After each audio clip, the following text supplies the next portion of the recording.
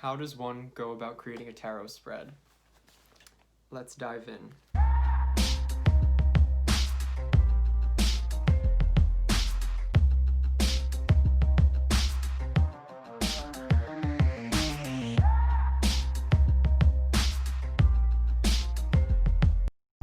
Hi everyone, my name is James Feeney. Welcome to or back to my channel.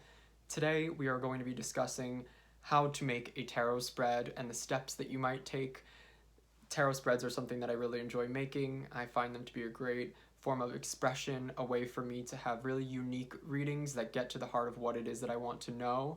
They're also very specific and go a little bit above and beyond what I find in books or when you take a reading from somewhere else. Sometimes it's nice to make your own for some very specific purpose, or to just play around with the cards and really come up with something fun.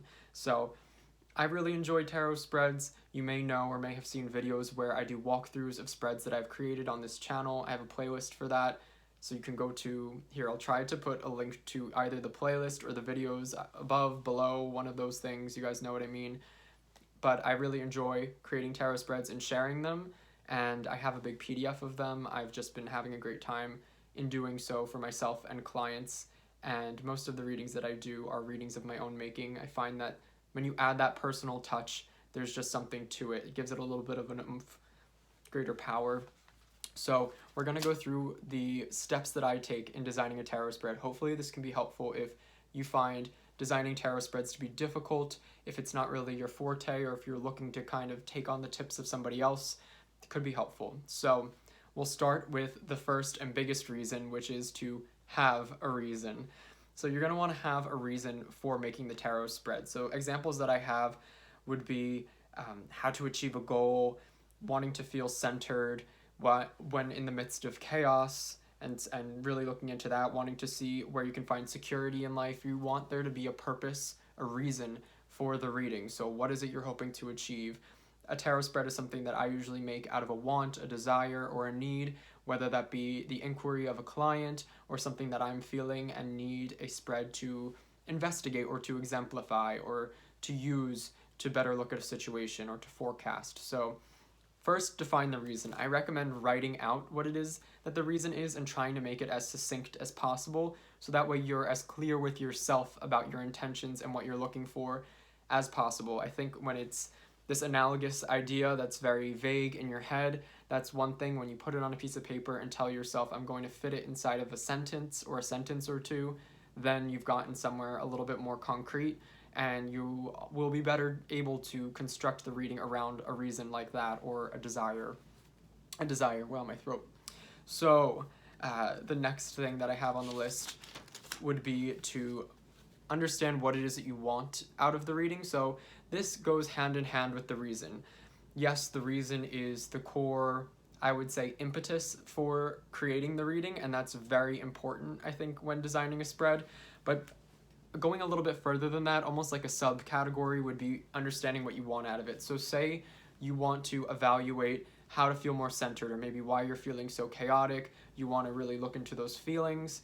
So that's the reason for the reading. But what you want out of it would potentially be to have a better sense of understanding, to feel more centered. So these would be potentially sub-bullet points underneath the reason. So underneath that core reason for the reading, you are going to want to list out the things that you want out of the reason itself. So, for example, like I said, wanting to feel centered, you want to have a better understanding of yourself, you want to understand the forces that may be causing the chaos.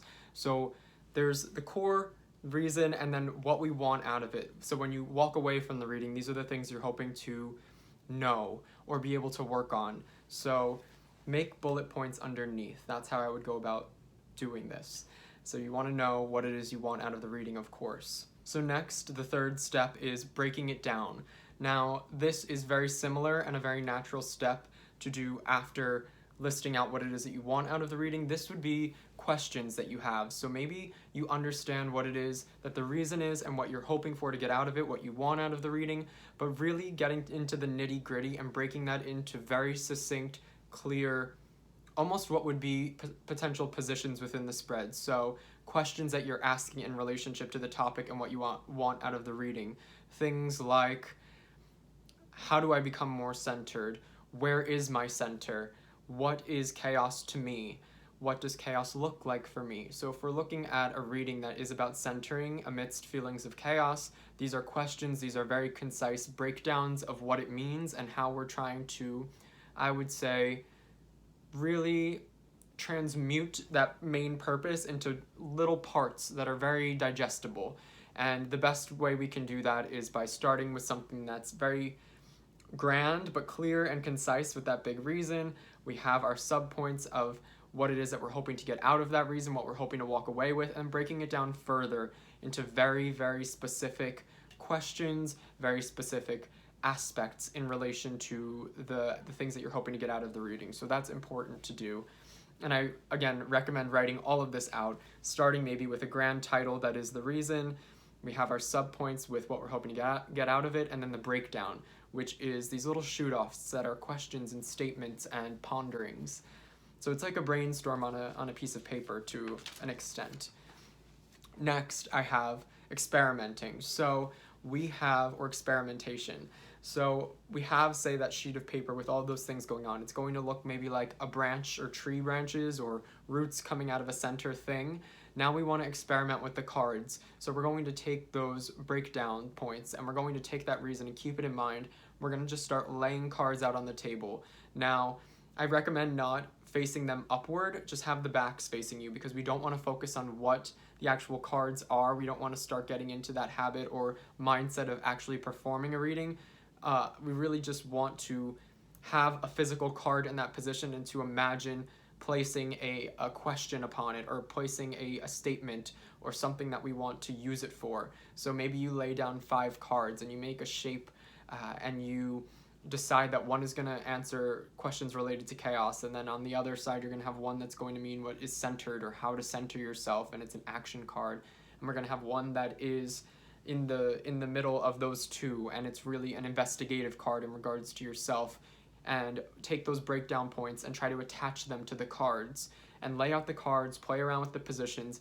I personally find in this experimenting phase that it's nice to make shapes out of the cards that somewhat relate to the reading. So in emotional readings, sometimes I will make a pyramid or what seems like a glyph for water.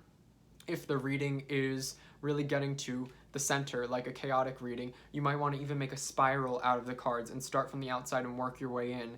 Just as, say, you're feeling chaotic on the outside, you want to feel centered on the inside, and you watch the spiral go inward throughout the reading.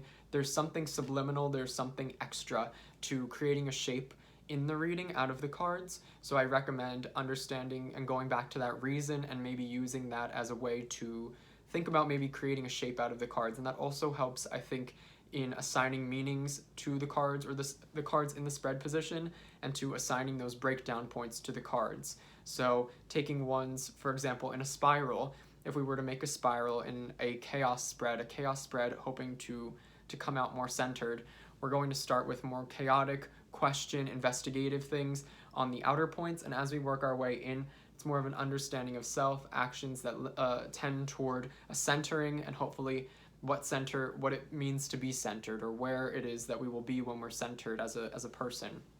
So that's the experimental phase, and that's a great way to really actually get yourself in with your, like, I would say, the tactile experience that we speak of in tarot, and also putting more of a quote-unquote face to the spread. So it's one thing to have it on a piece of paper and to draw out the positions. It's another to actually lay them out before you, and I do find that it's helpful. So after you've done that, we're going to probably want to write those down on a piece of paper. So say you've come up with maybe even if you've come up with one version of the spread, write it down, write out what each position is. Keep, of course, your brainstorm sheet, which has the reason, what you're hoping to get out of it, and the breakdown. Keep that sheet, and then also keep a sheet where you've recorded all of your experiments. So what those spreads looked like with the cards, and what the questions and card positions were. Keep all of that as well, and then I would recommend walking away for a little bit. So this is where we get into our 5th step, which is to walk away from the spread for a while. I find that by this step, your mind is really being pushed, it's taxing, you're kind of overwhelmed, and things start to get all jumbled in your brain. You're not quite sure if it feels right, if it looks right, if it is right, maybe it feels completely off, maybe it feels perfect. Either way, I recommend walking away for at least maybe to get a snack, a half an hour, have lunch. If it's in the evening, maybe go have a cup of tea or something like that, and then return to it. You could return to it the next day, but I would say just take maybe like 30 minutes, walk away from it. Then we return, and I think you're going to have a different mindset, different assessments, different feelings about the spread and its effectiveness when you return. So things maybe that you didn't see in the beginning, you're going to maybe realize then, having had it settle into your brain, you're realizing maybe something's missing from the spread, that you want to address another point, that you maybe want to change the shape because it's not working for you. Likewise, if it felt kind of off and you return to it later, it might just be that your head was jumbled and it's actually really great and you just needed a minute to let it sink in and become more integrated inside of your head, and then it starts to feel more natural, it starts to feel more right.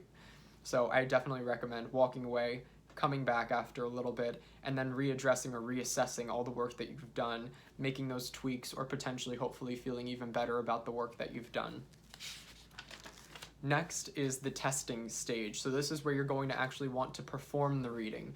This is where you would lay out the cards, pick one of those experimental ones, the one that looked the best, and you're going to want to actually lay out the cards face up, and that way you can start to interpret.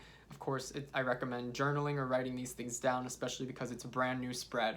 So you're going to, maybe you're not someone to normally write things down. I recommend, if you are designing a spread and using it for the first time, to write it down at least just for this time, a few notes. That way you know what it is that you got out of the reading, how you felt about it. You can reassess the notes, you can look back at them and understand what it was that was going on. It helps to, I would say, sink that reading in deeper because it is something that's new to you. It's your first time doing it, and you want to enhance the retention, the way that you are retaining what the reading is and the outcomes. It's also great for, I would say, changing it in the future if you feel the need to change it. So maybe the reading was kind of bleh and you weren't feeling so hot about it, and you're wondering if it was because of the way that you designed it. And if you've written everything down and you've done the testing stage where you've actually performed the reading, you're going to be able to make adjustments for the future in using that spread, or in using it potentially for people after you've tested it for a while, and really get to what it is that you want out of the reading and getting to the point where you feel like it's working very well. So test it out, but make sure you're taking notes, and not even just notes on the card positions themselves and what your findings are. So you get the 9 of Swords in the chaotic aspect of your life, write the results down for that, but also write the end results down about how you felt about that specific spread, how you felt about how it performed for you, and if you would do it again, what about it was not really hitting the nail on the head for you, and what about it was. So things to keep in mind going forward so that you can make the changes you might need or alterations going forward in the future. Finally, last point, and I think the most important, is to have fun. And I think that it's of the utmost importance because designing a spread can become something that's really serious, and I think sometimes the seriousness can create an anxiety or a pressure or feelings of not being able to do it. I know at first I put such a seriousness upon the idea of spread designing that none of them were working out because I wasn't allowing myself to have fun with it, to be playful, to do things out of excitement and curiosity. So when you're having fun and you really remind yourself that it should still be a fun and lighthearted experience, you're more likely to get those creative juices flowing, you're going to feel a little playful, you're going to take, I would say, healthy risks in terms of what you're going to put into the spread and how you're going to go about it. All of that's really important. So I definitely recommend reminding yourself to have fun, because I think that's something that I needed to remind myself, especially in the beginning.